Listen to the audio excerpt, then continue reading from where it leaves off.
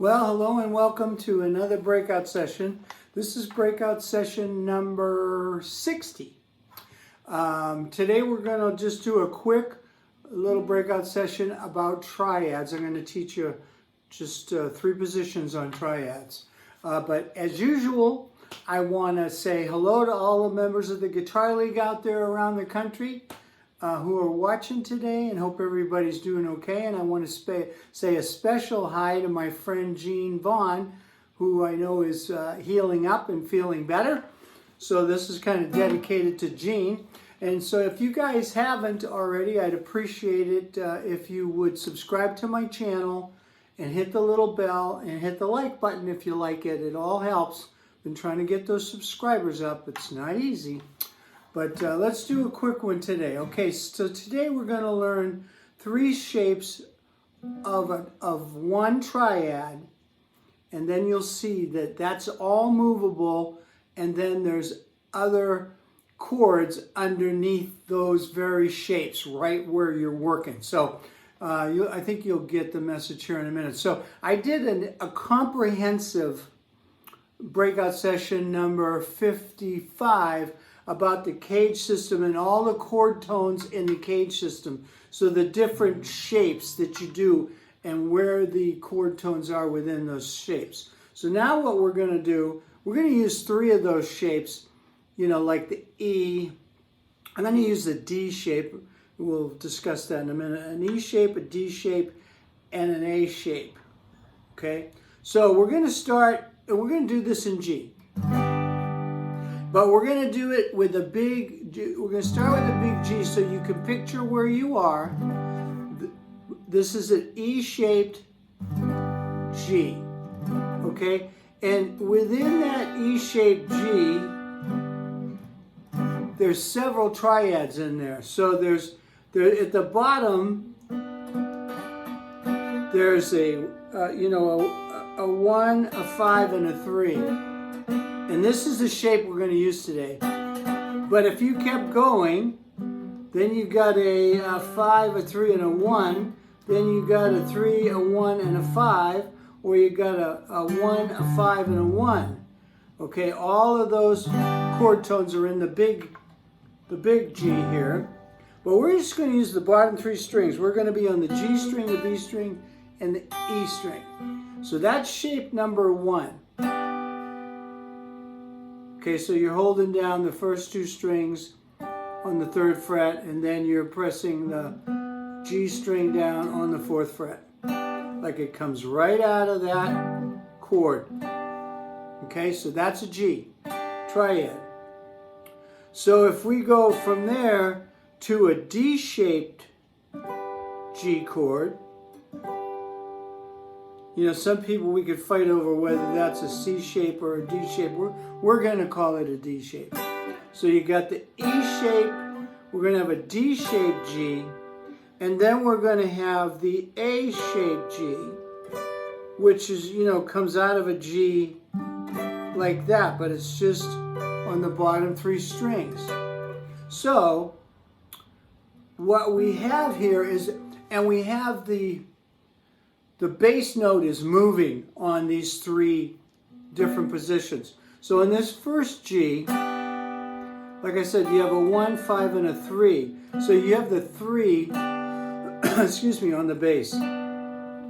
If you come up here and play this G, you have the 5 on the bass. And if you come up and play this G, you have the root is on the bass. So root, 5, 3rd. Same 3 notes, just in different orders. It's a different inversion of the same chord. Okay? The other, excuse me, the other really cool part of this is that if you use these little shapes,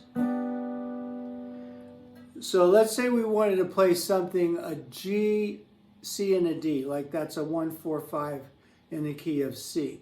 So there's a G right here, there's a D right here, there's a D right here, or there's a G, there's a C, there's up 2 frets is a D. And then here's a G. But the point is that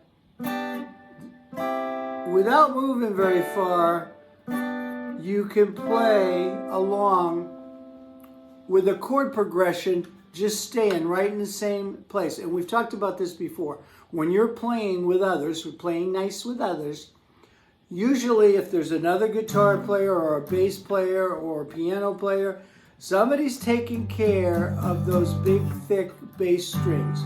So you want to stand out in the mix. So you just want to play the little triads. So when you play the three notes together, it's a triad.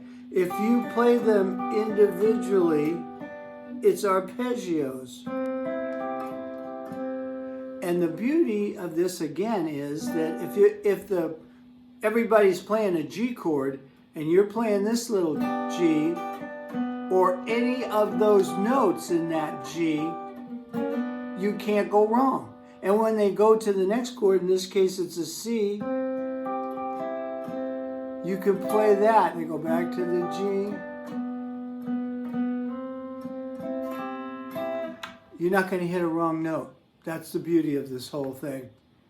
What I want to do today is let's play in honor of the new Bob Dylan movie, which I went to see. I highly recommend that if you haven't seen it already. It's pretty fantastic. Let's use a Bob Dylan song as a backing track for a minute. And this song is going to be in the key of G. And there's 4 chords in it. It's going to have a G.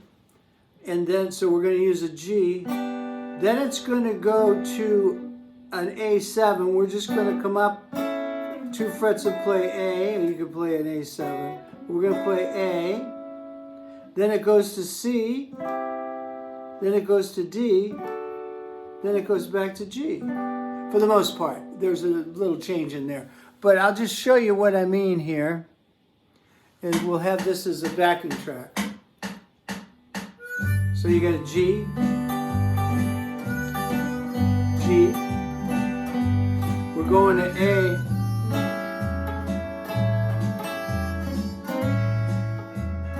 Now we're going to go to C. D. Back to G.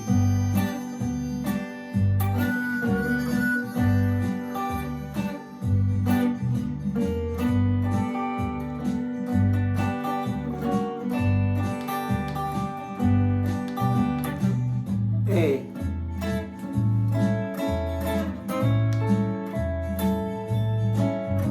C. D. G. Back to D real quick. Now we're going to go G.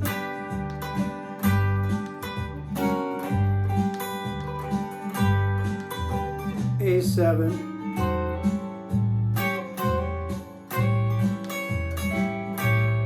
C, D, and that G way up here.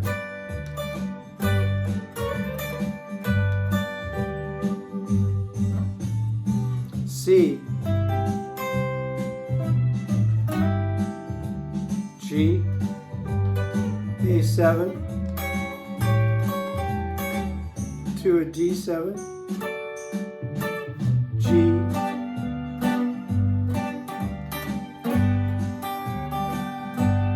A7,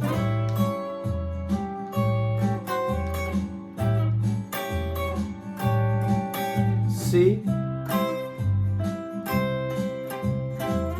D, back to G. Could go higher if your guitar goes up there.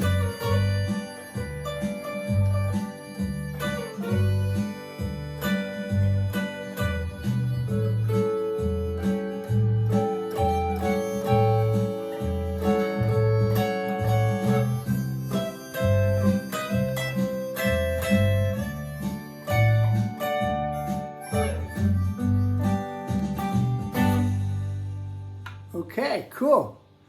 So I hope you like that. Let me make sure this isn't going to start over. No, it's good. Okay, so you got the message there. And you can, obviously, I was playing in G, but if I wanted to play in the key of A, I'd be right here. If I wanted to play in F, you know, it's easily movable, and you're just playing the notes that you're fingering. There's no open strings. That's why it works. It's movable all over the neck. So give that a try. It's just a simple little, so there's the three shapes. There's the E shape, the D shape, and the A shape. So give it a try, and I hope everybody's having a great New Year's out there. And yeah, go see that Bob Dylan movie. And I'm looking forward to seeing you in the next video. Take it easy.